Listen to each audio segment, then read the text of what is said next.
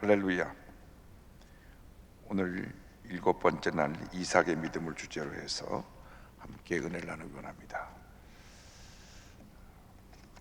하나님께서 하나님의 자녀들에게 이미 택하실 때 예정하신 복이 있습니다.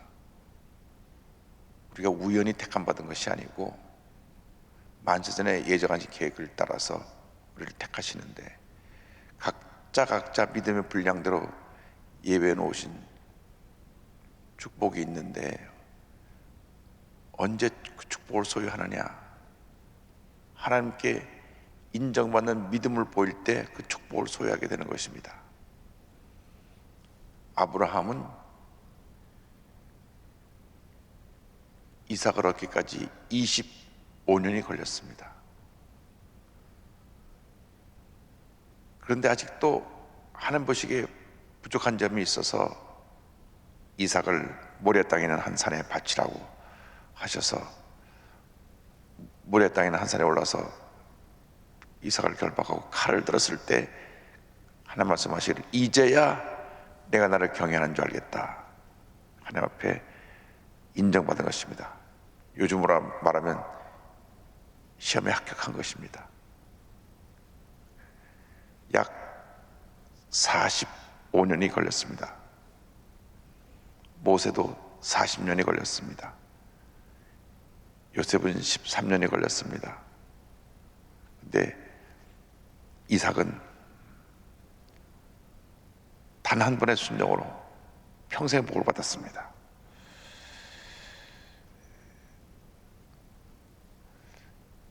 그 복을 받는 비결은 이거 하나입니다. 뭐냐면 얼만큼 내 자신을 내려놓느냐라고 하는 것입니다. 복 받는 비결이 그렇게 복잡하고 어렵고 그런 것이 아닙니다. 내 자신이 아무것도 아님을 고백하고 다 내려놓을 때 복을 받는 것인데 끝까지 자기라고 하는 것을 쥐고 있어서 하나님의 큰 복에 들어가지 못하는 것입니다. 아무리 교회를 오래 다니고 아무리 성경을 많이 읽고 아무리 기도를 많이 한다고 하더라도 나라고 하는 것을 붙잡고 있는 한은 그 복 받는 자리에 들어가는 데는 많은 문제 어려움이 있다는 것을 우리가 알아야 됩니다. 완전한 순종, 완전한 헌신, 믿음의 결단, 이것이 다 동반되어야 합니다.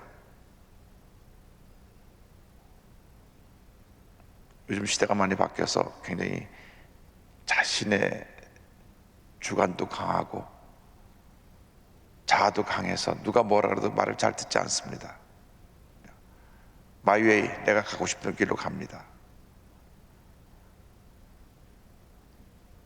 70년대 저희가 신학교 졸업하고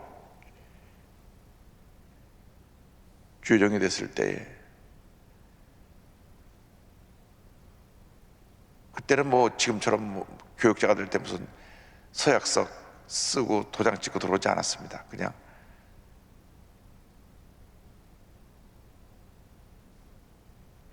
교회에서 선택을 해서 조영규 목사님 사인만 나면 그냥 임명을 했습니다.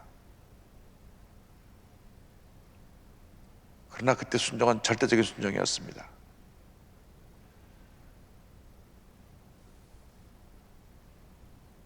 이호섭 목사 브라질 가시오. 그 먼 남미 30시간이 넘게 걸려가는 그곳에 브라질은 포르투갈을 말을 써야 됩니다. 포르투기를 한마디 못하는데 그냥 갔어요. 그냥 가라면 가는 겁니다. 허균 장로님이 당신 장로로 그만 일하고 목사가 되시오. 예.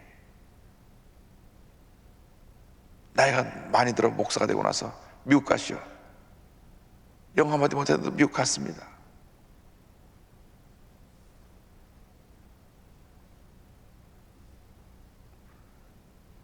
독일말 한마디 못해도 당신 독일 가시오. 독일 갔어요. 프랑스말 한마디 못해도 프랑스 가시오. 프랑스 갔습니다. 가서 고생 무지무지하게 했죠. 말도 안 통하죠. 문화적인 배경도 다르죠. 그러나 그곳에 가서 교회를 다 그 지역의 가장 큰 교회로 자리 잡게 만들어 부흥시키고, 그 복은 누가 받느냐? 그 자녀들이 받더라고요. 자녀들. 유럽에 있는 선교사님들 자녀들이 다 잘 됐어요. 미국에 있는 선교사님들 자녀들이 다 잘 됐어요. 남미가 있는 선교사들 자녀들이 다 잘 됐습니다.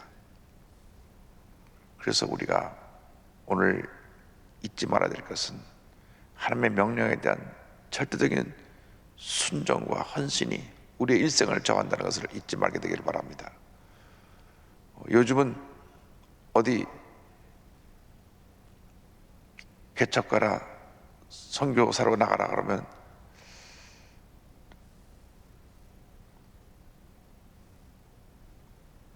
왜 나를 갖다가 그렇게 어려운 자리로 몰아넣느냐라고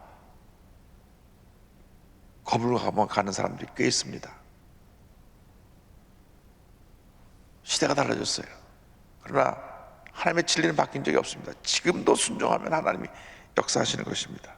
아브라함이 위대한 것은 그 100세 때 낳은 아들을 바치라 그러니까 3일길을 데려가는 겁니다. 3일길. 3일 동안 잠도 못 잘 것입니다.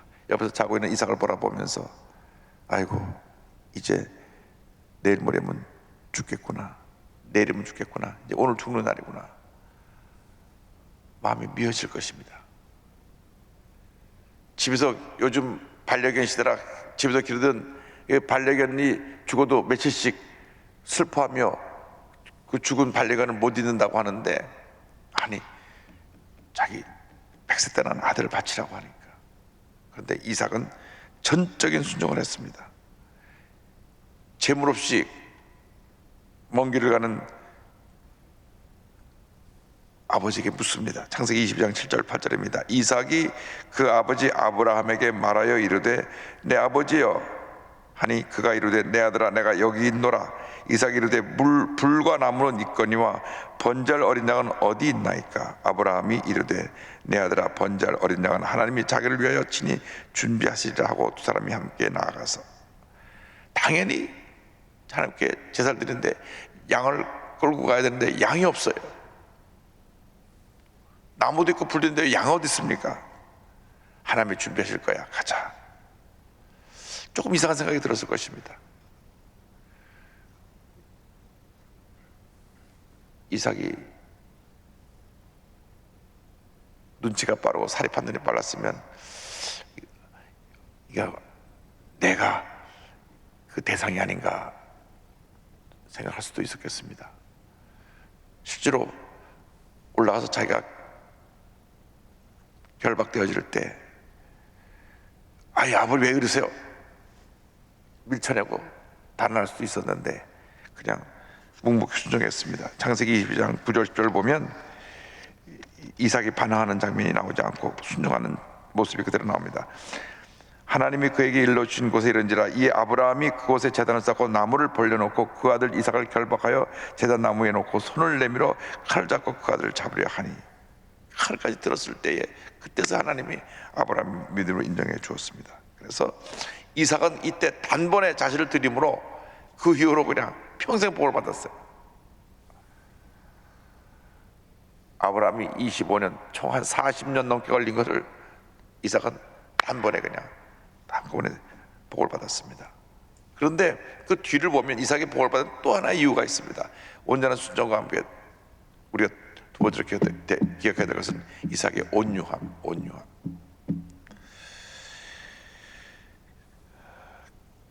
그가 우물을 양보하는 장면이 나옵니다. 그 당시 물이 매우 귀한 시절이었는데 한번 물을 얻으려면 땅을 깊이 파야 됩니다. 지금도 아프리카 가면 물 얻는 게 그 참 귀한 일이기 때문에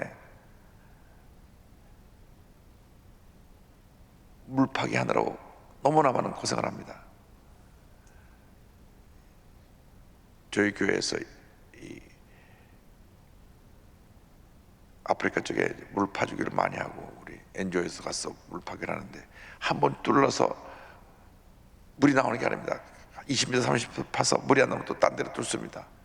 근데 옛날에 한 번 뚫을 때 물 나올 때까지 10,000불이었는데 지금 20,000불로 올랐대요. 물 한 번 터져나왔는데 20,000불이 들어갑니다.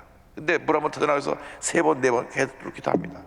그렇게 물이 지금도 귀한데 그 당시에도 물이 귀했어요. 그런데 이삭이 물을 파면 그 그랄 목자들이 와서 다퉈서 내놓으라고 우물을 주고 또 따서 또 따다 또 파면 또 쫓아와서 그걸 빼앗습니다. 창세기 26장 19절에 22절입니다. 이삭의 종들이 골짜기를 파서 샘군원을 얻었더니 그랄 목자들이 이삭의 목자와 다투어 이르되 이 물은 우리의 것이라 하매 이삭이 그 다툼으로 말미암아 그 우물 이름을 에색이라 하였으며 또 다른 우물을 팠더니 그들이 또 다툼으로 그 이름을 신나라 하였으며 이삭이 거기서 옮겨 다른 우물을 팠더니 그들이 다투지 아니하였으므로 그 이름을 로봇이라 하여 이르되 이제는 야훼께서 우리를 위하여 넓게 하셨으니 이 땅에서 우리가 번성하리로다 하였더라.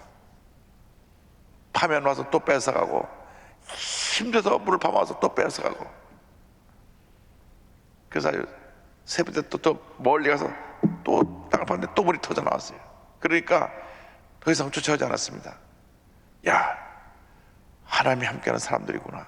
그렇게 물을 얻기 힘든데 저 사람들은 땅만 파면 물이 터져나오니 참 저 사람들은 보통 사람들이 아니다. 하나님이 함께하는 사람은 어느 부흥사가 그러더라고요.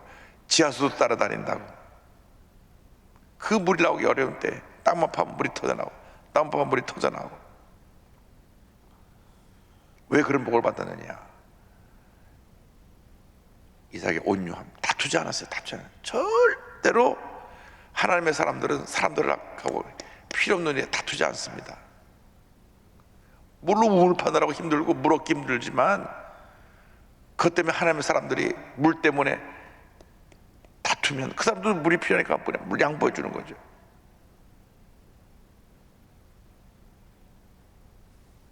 우리나라에 선교사님 두 분이 1885년 4월 5일 날 인천 제물포항에 도착을 했습니다. 일본을 거쳐서 두 분이 들어왔습니다. 한 분이 연대를 세운 언더우드 선교사고 한 분은 배지학당을 세운 아펜셀러 선교사입니다. 그런데 언더우드 선교사는 뉴브런스윅 테올로지컬 세미나라고 하는 뉴저지에 있는 장로교 신학교를 나왔고 조그만 장로교 신학교입니다. 아펜셀러 선교사는 뚜루 신학교라고 하는 그 같은 뉴저지입니다. 뉴저지에 있는 감리교 계통의 신학교를 나왔는데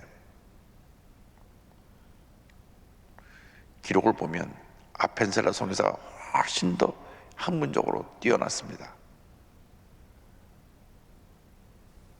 제가 뚜루 대학교에 가보니까 아펜셀러 선교사가 쓴 책들이 이만큼 있어요. 저는 언더우드 선교사가 그렇게 쓴 책들은 못 봤거든요. 제가 감리교 관계자들에게 그 책 좀 다 번역해서 좀 내라고. 당신네들이 그 신앙적인 유산인데 그렇게 큰 업적을 세울 수 있는 만큼 학문적이고 공부도 잘하고 글도 많이 쓰고 그랬는데 그분이 언더우드 선교사처럼 장수해갖고 4대 5대째 쭉 이 후손이 한국에 있었더라면 아마 한국 감리교 역사가 바뀌어졌을 겁니다. 그런데 그분이 40대 목포에 선교를 가서 배가 풍랑만해서 배가 가라앉으니까 구명조끼를 자기가 함께 갔던 젊은 청년에게 벗어주고 죽었어요. 참 감리교로 보면 큰 손실입니다.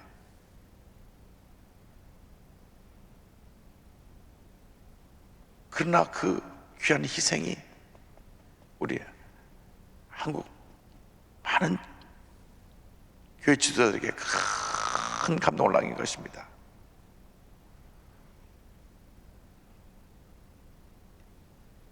백신이 들어오는데 누가 먼저 맞느냐 이 관심. 아직 우리 들어오려면 멀었지만은요.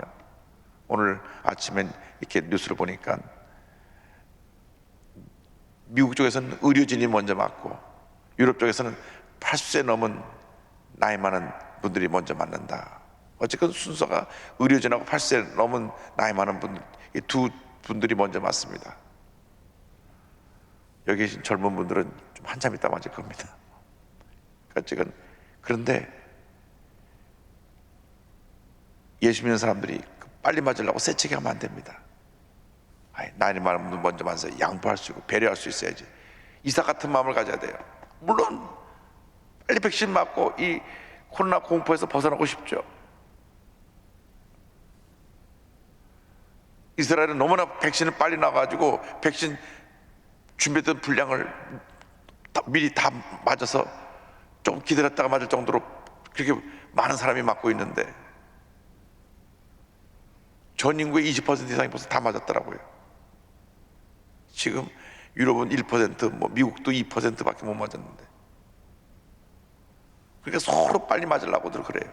그러나 예수 믿는 사람들은 이럴 때 배려할 수 있고 양보할 수 있어야 됩니다. 물이 귀하죠. 물이 생명인데. 그런데 이삭은 한 번 양보해주고 두 번 양보해주니까 야, 저 사람 대단한 사람들이다. 그래서 인생을 각박하게 살면 안 됩니다. 막 다퉈서 빼앗고 이기고 그렇게 하면 안 됩니다. 양보해주면 더 많은 것을 주십니다. 꼭 아득바득 싸워서 이길 필요가 없어요. 하여간 보면은 절대 안 지는 사람들이 있어요. 절대 안 지는 사람들이 있어요. 한 마디 하면 두 마디 하고, 두 마디 하면 세 마디 하고, 세 마디 내야 되고, 절대 안 지는 사람이 있어요. 그 이기는 게 이기는 것이 아닙니다. 또 지는 게 지는 게 아니에요. 예수 믿는 사람들은 양보할 수 없습니다. 양보. 미국 가면 이 모든 도로 이렇게 입구 쪽에 보면 일드라고 하는 사람이 있어요. 일드. 뭐냐면 양보해라. 그래서 깜빡이를 들고 들어오면 뒷차가 늦춰져서 들어오라고. 그래서 고속도로 같은 데 못 들어가고 있으면 들어가고 손짓 해줘가지고 슬로우 다운 해줘가지고 다 들어갑니다. 우리 깜빡 키면 더 박박 들어와요. 그래서 우리 한국에서 머리부터 먼저 뒤밀고 그 다음에 깜빡이 키라 그래요. 처음에 와서 제가 굉장히 혼란이 겪었습니다. 근데 미국은 절대 안 그래요. 깜빡이 키면 딱 늦춰져요. 들어올 때까지. 그러니까 우리가 그 양보를 배워야 되고 온유함, 덕스러움을 배워야 됩니다. 그 다음에 결과가 뭡니까? 100배의 소득을 받았다. 하나님께 복을 받았다. 100배의 소득을 받았다. 그 팔복을 보면요, 마태복음 5장을 보면 온유한 자는 땅을 겹으로 받는다는 말이 있어요. 여러분, 성격이 사나운 사람들은 이상의 큰 복을 못 받습니다. 온유한 사람이 큰 복을 받습니다. 보세요. 창세기 26장 12절로 13절에 이삭이 그 땅에서 농사하여 그의 100배나 얻었고 여호와께서 복을 주심으로 그 사람이 창대하고 왕성하여 마침내 거부가 되어 그랬습니다. 100배나 얻었고, 무슨 말이냐면 딴 사람이 가서 농사지어서 한 가마 얻을 그러한 곳에서 100가마를 얻었다는 거예요. 이것은 인간적인 어떠한 방법과 수로 되는 것이 아니라 하나님이 복을 주신 것입니다. 그의 100배는 얻었고, 우리 모두가 온유함으로 무장해서 우리가 하는 그 모든 일에서 100배 복을 받게 되기를 바랍니다. 아주 성격이 강해갖고 막 그냥 남 닥달하고 남의 거 어떻게든지 쟁취해서 내 거 만들려고, 이 사람들은 복을 받을 수가 없어요. 요즘 뉴스에 나오는 것 보면 다 그 성격이 강해가지고 갑질하는 사람들 뉴스가 나오니까 얼마나 부끄럽습니까? 그렇게 돈이 많은 사람들이 왜 성격이 강해가지고 아래 사람들에게 막 험한 말을 하고, 요즘 택시 운전하는 분들이 얼마나 고생을 하는지, 마스크 쓰라 그랬다고 막 주먹으로 때리고, 아니 마스크 써야죠. 마스크를 안 쓴 사람이 그냥 갑시다. 마스크 안 쓰면 내리시라고. 그러니까 막 때려가지고 전치 2주에 그런 진단을 받게 하고, 미국의 택시는 그 앞뒤가 이렇게 중간에 그 강한 플라스틱으로 막혀져 있어가지고 이렇게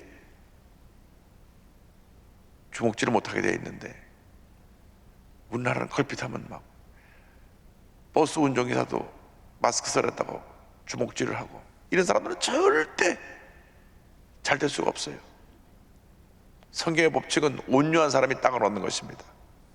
올 한 해 이 영상으로 예배드리는 모든 분들이 온유함을 통해서 100배 복을 받게 되기를 바랍니다. 거칠고 강한 성격으로는 절대로 복을 받지 못합니다. 함부로 말하고 함부로 욕하고 이런 사람들은 절대 복을 받지 못해요. 독서는 얘기, 온유한 모습으로 사람에게 사랑을 나눠줄 때 하나님 부어주시는 겁니다. 얼마나 그 복을 받은 것이 사람들이 감동을 줬는지, 그곳에 요즘 말하면 족장인 아비멜렉과 군대 장관이 왕, 족장이나 왕이나 그 당시 뭐 조그만 마을 지역이니까 그들이 와서 같이 우리 계약을 맺고 서로가 화해하자. 창세기 26장 28절 29절입니다. 그들이 이르되 야훼께서 너와 함께 계심을 우리가 분명히 보았으므로 우리 사이 곧 우리와 너 사이에 맹세하여 너와 계약을 맺으리라 말하였노라. 너는 우리를 해하지 말라. 이는 우리가 너를 범하지 아니하고 선한 일만 내게 행하여 내가 평안히 가게 하였음이니라. 이제 너는 야훼께 복을 받은 자니라. 오히려 거꾸로 이 사람들이 그 지역에, 쉽게 말해서 그 지역의 왕이고 지역의 권세를 잡은 자들인데, 하나님이 함께해서 뭐 두려워해서 계약을 맺을 테니까 우리를 해롭게 하지 말라. 우리도 당신을 해롭게 하지 않았느냐. 오히려 이렇게 와서 계약을 맺자고 왔어요. 하나님께서 너와 함께 하심을 보았다. 이 복을 우리가 받아야 됩니다. 사람들 우리를 두려워해야 돼요. 야, 저 사람도 하나님의 사람들이구나. 하나님이 함께 하시는구나. 참으로 불행하게도 한국 개화기에, 그러니까 1900년대, 80년대, 90년, 1880년, 90년, 1900년, 1910년, 20년대까지는 기독교 지도자들이 결정적인 영향을 우리 한국 사회 전반에 미쳤습니다. 민족 지도자, 독립운동가, 의사, 교사, 사업가, 모든 영역의 대표가 다 기독교인이었어요.